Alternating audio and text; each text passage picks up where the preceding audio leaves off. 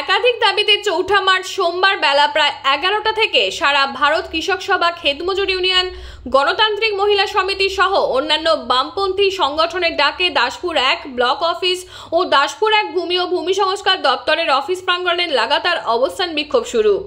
দাবি দাবাগুলির মধ্যে উল্লেখযোগ্য হল অবিলম্বে সমস্ত সরকারি শূন্য পদের নিয়োগ, শস্য বীমা প্রকল্পের স্বচ্ছতা, অবিলম্বে ঘাটাল মাস্টার প্ল্যান বাস্তবায়ন ও রেলপথ স্থাপন, একাধিক রাস্তা ঢালাই, দাসপুর ১ ব্লকের ধর্মায় কংক্রিটের ব্রিজ নির্মাণ, দাসপুর ১ ব্লকের বড় বাঁধ নির্মাণের মতো দাবি সহ আরও একাধিক দাবি দাওয়া নিয়ে সোমবার মিছিল করে বামপন্থী সংগঠনের তরফে কয়েকশো বাম কর্মী সমর্থক ও নেতৃত্ব দাসপুর ১ ব্লক অফিস চত্বরে অবস্থান বিক্ষোভ শুরু করেছে।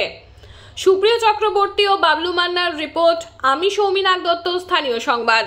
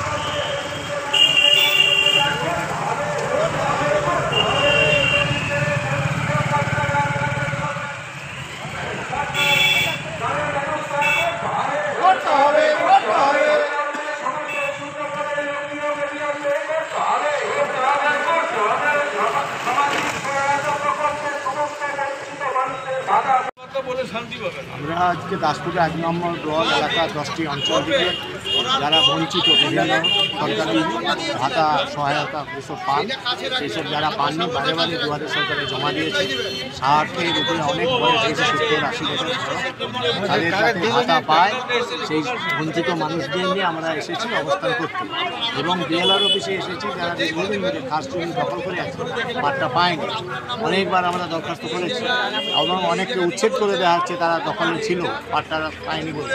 সেই সব যাতে সেই দখলীকৃত গরিব মানুষরা পাট্টা পায়, তার জন্য আমরা আজকে দাসপুর ১ নম্বর ব্লকে কৃষক সভার নেতৃত্বে বামপন্থী গণসংগঠনের উদ্যোগে আজকে আমরা এই ভিডিও এবং বিএলআরের কাছে অবস্থান কর্মসূচি নিয়েছি এবং প্রধানমন্ত্রী আবাস যোজনা অনেক মানুষ এখনো ঘর পায়নি, তাদেরকেও নিয়ে এসেছে।